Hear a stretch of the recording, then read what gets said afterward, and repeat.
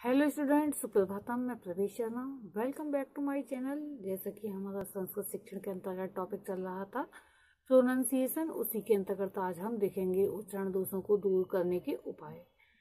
Remedies to remove of pronunciation defects. इससे पहले हमने क्या क्या देखा है ये जान लेना एक बार आवश्यक हो जाता है। इससे पहले हमने उच्चारण दोष देखे थे, जिससे कि एक श्लोक रूप में वर्णित किया गया था। उपांशुदृष्टम तदितम निरस्यम विलंबितम गदगदितम प्रगीतम निष्पीड़ितम ग्रस्त पदाक्षरम चा वदेन दीनम न तो सानुनास्यम। कहने का तात्पर्य इसका ये था कि जीव दवा का उच्चारण नहीं करना चाहिए, तदित यानी कि वर्णों का उच्चारण में शीघ्रता नहीं करनी चाहिए, वर्णों को फेंकते हुए नहीं बोलना चाहिए, रुक रुक कर नहीं बोलना चाहिए, गदगद अर्थात रुद्र स्वर में नहीं बोलना चाहिए, गा कर नहीं बोलना चाहिए, तुतला कर एवं को बुदबुदा कर नहीं बोलना चाहिए। बोलते समय अक्षरों व पदों को छोड़कर उच्चारण नहीं करना चाहिए, दीन स्वर में नहीं बोलना चाहिए और वर्णों का जो है नाक के स्वर में मिमियाते हुए नहीं बोलना चाहिए। इसका ये अर्थ था, जो कि पिछली वीडियो में विस्तार के साथ समझा दिया गया है। और उच्चारण दोष के कारण क्या क्या थे ये भी बता दिए गए हैं।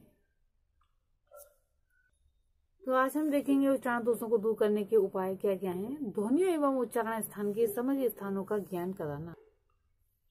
तो ध्वनियों तथा उनके उच्चारण स्थान तथा ध्वनि व्यवस्था का छात्रों को पूर्ण ज्ञान कराया जाना चाहिए। जैसे ए औ सा, ये जो है कभी कभी ऐसा होता है कि भावावेश के कारण या किसी दूसरी बात के कारण अशुद्ध उच्चारण करने लगते हैं और ऐसी दोष से ग्रस्त हो जाते हैं। अतः उनको शुद्ध करके अध्यापक को स्वयं बोलकर बताना चाहिए और उनका जो है ध्वनियों का उच्चारण स्थान का भी ज्ञान कराना चाहिए कि कंठ से कौन से वर्ण बोले जाते हैं, उच्चारित किए जाते हैं, जिह्वा से कौन से वर्ण उच्चारित किए जाते हैं। ये सब जब ज्ञान छात्रों को हो जाएगा तो स्वतः ही जो है दोष दूर हो जाएंगे। नेक्स्ट पॉइंट है उच्चारण तत्वों का ज्ञान कराया जाए।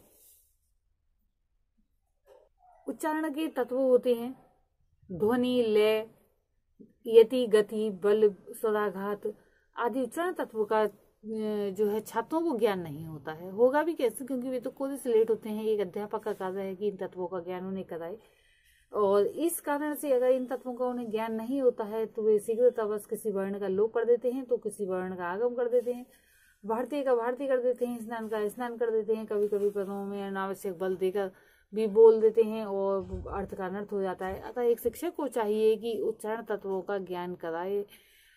अशिक्षित परिवारों के लिए प्रौढ़ शिक्षा कार्यक्रम को प्रभावी बनाया जाए।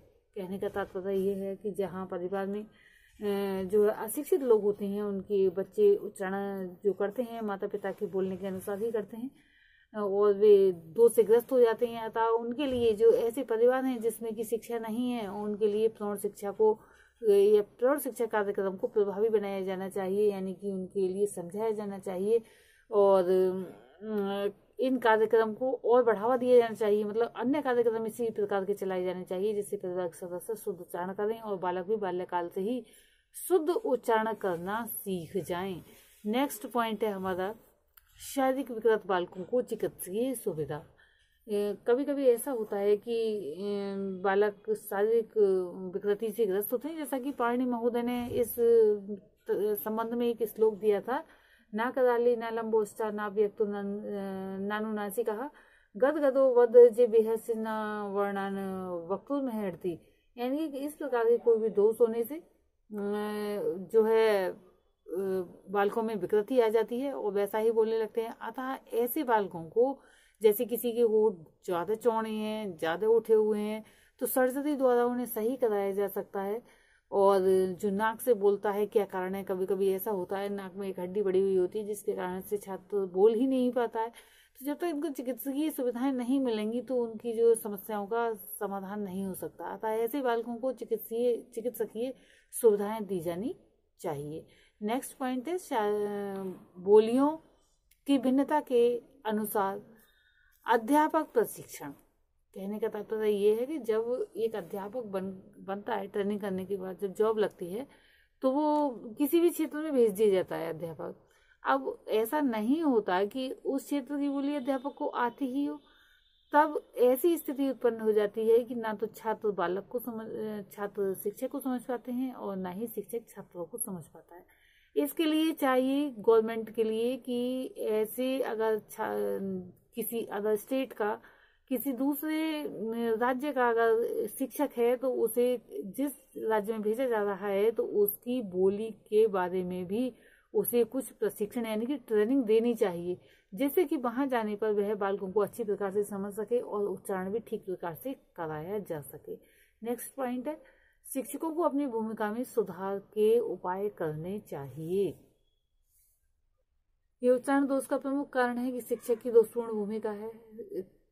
इसके लिए शिक्षक की लापरवाही भी किया जा सकता है, जैसे कि खुद ही स्वयं ही गलत बोलते हैं जब वर्णों को, तो छात्र तो वैसा ही सीखते हैं और एक आदर्श के रूप में मानते हैं अपने शिक्षक को, और जैसा शिक्षक बोलते हैं वैसा ही बालक आदर्श मानकर उसका अनुकरण करते हैं। अतः वे भी अशुद्ध बोलने लगते हैं और जीवन भर इसी के आदी हो जाते हैं।